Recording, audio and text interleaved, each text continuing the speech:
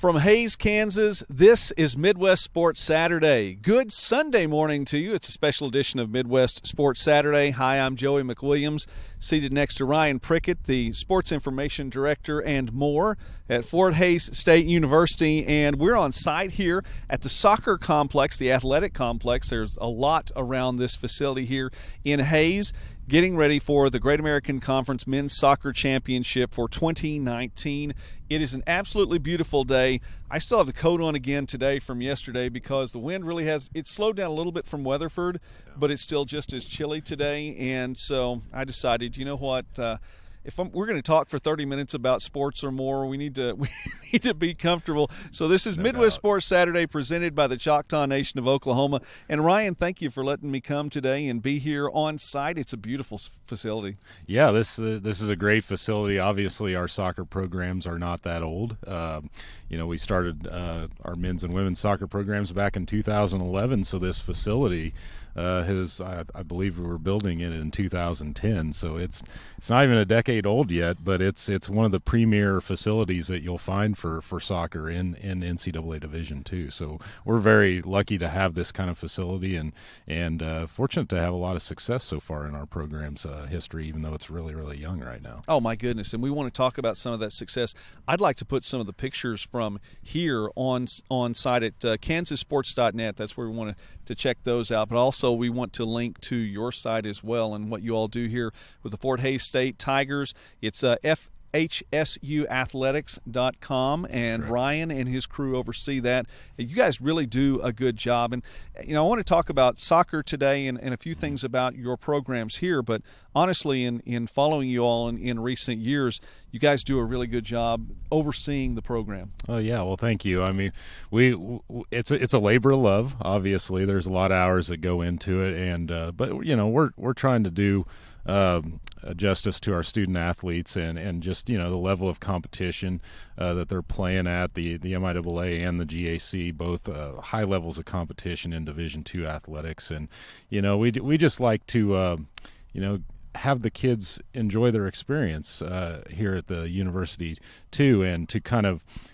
be able to see all their accomplishments and be able to spread that out via social media is such a big thing nowadays, and to have a good website and continuous information online to just constantly be updating stuff on our teams. It's a nice feather in our cap, and it's good for our recruiting, for all of our coaches out there as they go out and try to find the next Tigers, that want to come here to Hays. But that's what I'm thinking about when we're putting that kind of stuff together is how's this looking to the future Tigers, not just the ones we have right now. It's a really cool experience for them, but also how are we selling our program to the world, and how can we get some of the elite athletes for this level of competition. It looks like you have some of the elite-level athletes here on campus already, as they'll be playing in a championship match today. It will be Fort Hays State and Rogers State battling for the Great American Conference Championship. And it's a little bit of a different feel. If you're a GAC fan and you're going, Fort Hays who? That's a little bit different from what we've seen in the Great American Conference in the previous 8 years, this being the 9th year of the conference. And so this is it's an amalgamation, if you will, of two conferences, and this happens also in men's tennis as well. But talk about the 4 or 5 teams from the MIAA joining with the 4 teams from the GAC for what this means scheduling and in the future then for the playoffs. Yeah, I mean, honestly, we had a big transition this last year, seeing all the changes that we did, not only just with the combination of these conferences, but also who we lost from the MIAA and who we gained in the MIAA. Us in Northeastern State, we're really kind of the only two left from what was the MIAA conference. Southwest Baptist moved on to the GLVC, Lindenwood as well. So those were 2 members in men's soccer that we had. And then also Upper Iowa was part of our conference just as an associate member. And they moved on, I believe, to the GLIAC right now is where they went over to. So we saw 3 schools leave, and then the MIAA has added in Rogers State and Newman now, even though they don't have football, and there was some, I guess, that bylaws is a Midwest and stuff. Sports Saturday for a whole Yes, different day. We could spend 30 minutes or an hour on that alone. that is fair.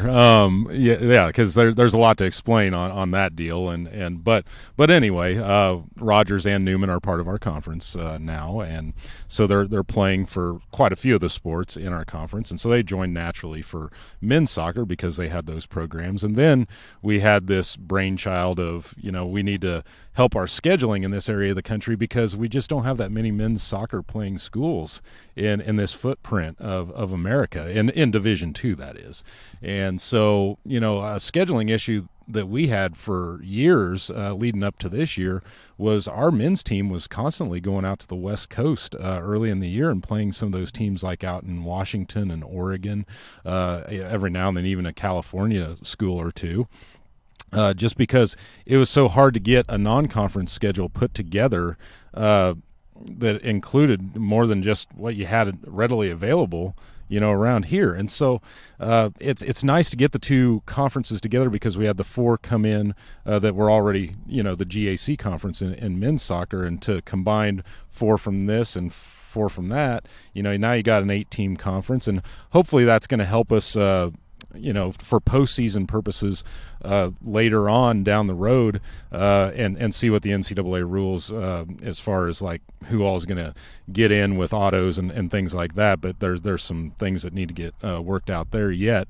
But I think it's good for scheduling for this area of the country because we already know if you're playing a double round robin, that takes care of a 14, I believe, exactly. of your 18 14 games. games there, whereas Yes. in the past, at least from the teams in the GAC, Yeah. double round robin gives you 6. Yeah, exactly. So you had to go find games all over the place, and that was a real problem for this area of the country. So that definitely helped in that regard. And it's been a good year in men's soccer in this conference. It's been a pretty competitive year, honestly. You look at, I believe, 1 through 5 in the standings all finished with above 500 records. So it was a fairly strong conference this year in regular season play. The Tigers finished, I believe, 11-2-1 Yes. in those 14 games played within the GAC schedule, giving Fort Hays State the top seed in the tournament and thereby hosting the tournament, which is where we are right now. Fort Hays State went ahead and moved on, advancing with a victory over Harding on Friday. Rogers State with a victory over Northeastern State on Friday as well. So that brings us to our championship match today. Yeah, it's going to be a fun one. Rogers and us obviously played each other twice in the regular season. We were fortunate to get the good end of it both times. A couple of shutouts. We beat them 2-0 here in Hayes and 1-0 over in Claremore.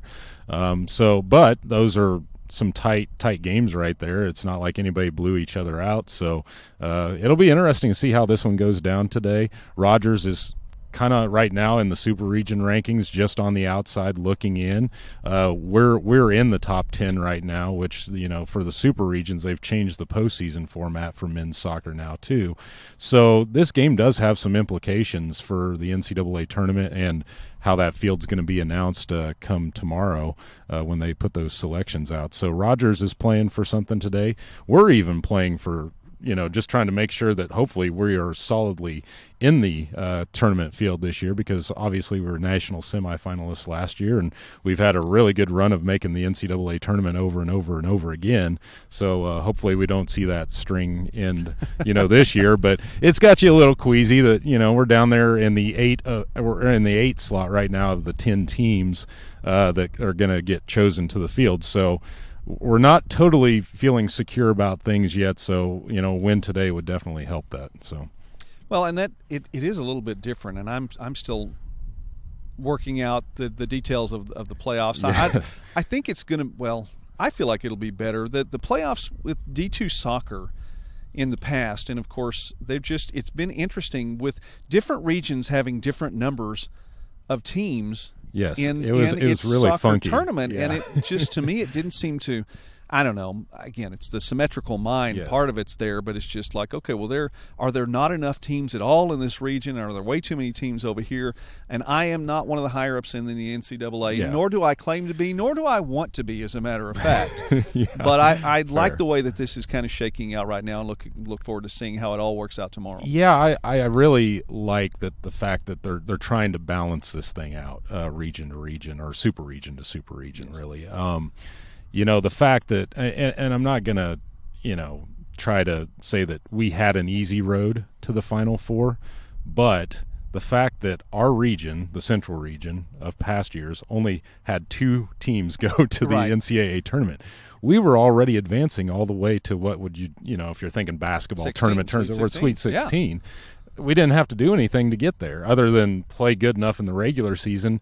And a lot of times we were just meeting one of the teams, like Northeastern State and us have had a long-time rivalry kind of which team's going to go from, the region to that Elite Eight. Who gets to host that regional? Yeah, exactly. That's kind of how it was going back and forth for a while. So, but that, I don't know if that's what made it easier last year. Now, granted, our team was very, very good last year, and that didn't shock me that we got to the Final Four, and to be able to host the regional here on our home field last year was big too. But to only have to play 2 games to get to the Final Four, as compared to some other teams having to play 4. There's definitely kind of like that. It kind of makes you go, "Is that really fair?" Right. And you kind of feel for those teams, the other ones that weren't, that weren't able to play that shorter schedule that we had to get to that point. But I think this is going to make it a good, well-rounded tournament now, where everybody there are going to be a couple of first-round buys for the high seeds, but they earned it by doing what they did in the regular season. But this will balance out the bracket a lot more, and I think it'll be a fun tournament to watch now. I think so too. Of course, that you were talking about the selection being tomorrow, and there's another selection going on today. We're talking here with Ryan Prickett from Fort Hays State. We're on the campus of the Fort Hays State Tigers Athletic Complex for soccer here on Midwest Sports Saturday, which is presented by the Choctaw Nation of Oklahoma. And by the way, this is the northernmost stop to this point in this show's 2-year history that we've made so far. We're moving up in the Midwest with the stops for our program that we take on the road. So this is as far north as we've been to this point.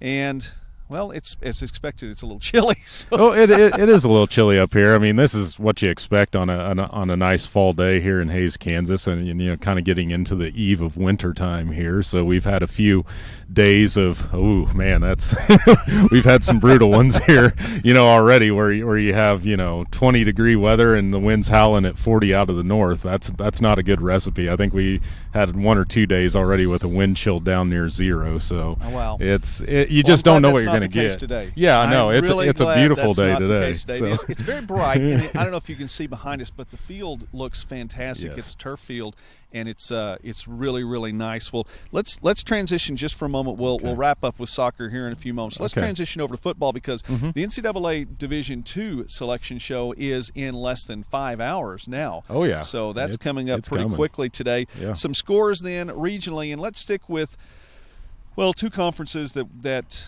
are actually being represented here close by with this broadcast today. I know we can go a little farther in Division II, and we will in NAI, but let's go with the GAC scores from yesterday. Oklahoma Baptist goes ahead and takes care of all in-state rivals for the second year in a row with a 52-27 win over Southern Nazarene. Oklahoma Baptist now with 11 straight wins over in-state opponents. It was Harding with a 49-14 victory over Arkansas Tech, and so the rivalry games in the GAC on the final week of the season. Southern Arkansas 34 at home over Monticello 32. East Central with a big win on the road in Durant 42-38, and able to win the Great American Classic for the first time in a little while. So East Central with 3 wins finishes up the season there with a victory over arch rival Southeastern. And Northwestern at home 28-16 over Southwestern. Big game there. Did I skip one? As a matter of fact, I did. Probably the biggest one. The big one. The Battle of the Ravine, and it came down to the final seconds in this one. Yeah. Ouachita stays undefeated, runs the table once again in the Great American Conference. A big win over rival Henderson State, 24-21. The Reddies had scored within the last 2 minutes to go up 21-17, and Ouachita comes back with the touchdown. And there you go. Brockton Brown once again, 3rd and goal, and he was able to punch it on in. This has been a fantastic season again for Ouachita. And we'll talk about the Super Region rankings then here in just a moment. Let's go ahead and get you scores from the MIAA. Yep. From yesterday. Missouri Western 71-8 over Lincoln, and that one taking place there in Jefferson City, actually. Mm-hmm. Yep. So there was a win there on the road for Missouri Western to close out the season. Washburn 57, Kearney 41. The Lopers really, I mean, it's been up and down. They've had that roller coaster kind of season, but they were that team that was capable of almost beating anybody. I think they were capable of anybody. They just on Northwest a given Saturday. Yeah, it's just they were scary. I mean, we played them here in Hayes, but they gave us everything we wanted to handle. So. Pitt State over Missouri Southern. They're in Pittsburgh, 65-6, the final. I'll skip one and wrap that up at the end. Central Oklahoma falls to Emporia State in Emporia, 34-14, as the Hornets close out the season with a win. The Fort Hays State Tigers go on the road to Tahlequah yesterday and set all kinds of school records. 91-7 over Northeastern State. Yeah, that you weren't there for that one because you were working up here. Yes, I was doing women's basketball games here, and my 2 trusty grad assistants were helping cover as far as social media on that one from over on the sidelines of basketball. So they were keeping an eye on that thing. I had the score widget up on my computer as I was scoring the basketball game too, so I could at timeouts kind of duck over and look at live stats and see how the score was going. But yeah, I mean, that was an impressive offensive display, obviously, and I think it's it's everybody knows Northeastern State has struggled this year mightily, and we even had our 3rd and 4th string guys in there getting some experience in that second half, and I guess that's just how it's been for Northeastern this year. A lot of teams have hung a lot of points on them, and you kind of, in some ways, feel a little bit bad for them, but that's college football, unfortunately, and when you're trying to. You're even putting in your 2nd, 3rd, and 4th string guys, and if they still can't make the tackles, and we run for 65-yard touchdowns. I mean, we're still those guys are getting in for us. They're trying to they want to score too. Well, yeah, and they're trying to gain experience for the future too, and so you gotta treat that situation as you can't always just try to back off on the pedal just for the sake of we don't want to run the score up. I mean, we're still trying to do things and have kids learn things out there. And so, unfortunately, that's just what happens sometimes. But it was a great day for our offense and a great day for our seniors because our senior class has been the most successful in our Division II program's history. And coming off of back-to-back MIAA championships. Exactly, and going to the playoffs, and they even won a bowl game back in, their freshman season basically too. So for them to close out their 4-year career by never winning less than 8 games in a year, I mean, that's a very impressive accomplishment. And we had a lot of seniors on both sides of the ball yesterday that that's a high note to close out your career on, and I think it was a really good season for us, go 8-3, but unfortunately it's going to be just shy of getting in the playoffs this year. That's just how the ball bounces some years. I know that we were really, really good this year, and we were expected maybe to go do that again, but a couple of early season losses kind of put us behind the 8 ball early, and Northwest battle that here 2 weeks ago, and a double overtime thriller. I mean, it didn't go our way, and that's how that works sometimes. Postseason is still likely, though. Well, there are opportunities now in Division II, and I've seen this in recent years, and it's been my privilege to call the Live United Bowl in Texarkana every year since its inception, and often there's an MIAA team in that game as well. But there are 4 or 5 now bowls in which you have opportunities to maybe sneak in and get one more game. Yeah, exactly. But I think what and this is something we kind of went out there and put out there earlier this week is Chris and the seniors before the season started, they all decided as a unit that they were not going to do a bowl game at the end of this year if that was the option, if that's what wound up happening. The expectations of those individuals and Chris was that we want to go to the playoffs, and they were all good with that. So I believe that they went ahead and just came out and said it again this last week. Hey, Northwest game was basically like our playoff game, really, and to try and get into that playoff field, and that didn't happen, and that's just how it goes. There are bowl games opportunities in Division II right now that a team might get an extra game to play at the end of the season, and that's great for some programs that are building to that success. And I think the other thing we need to remember is, a lot of people get upset, like, well, why would you not take a bowl game, blah, yada, yada, yada. Well, think about all the other sports, too, like basketball, for example, or, baseball, softball. There's not really like a bowl game for some of those sports. If you don't make the NCAA tournament field, the season's over. Mm-hmm. And I think our guys are at peace with that. They made that decision early on, and they're going to go ahead and stick to it. And so it's likely you will not see Fort Hays in a bowl game this year, just based off of what they decided to do. So, well, Ryan, the thing I think I appreciate that about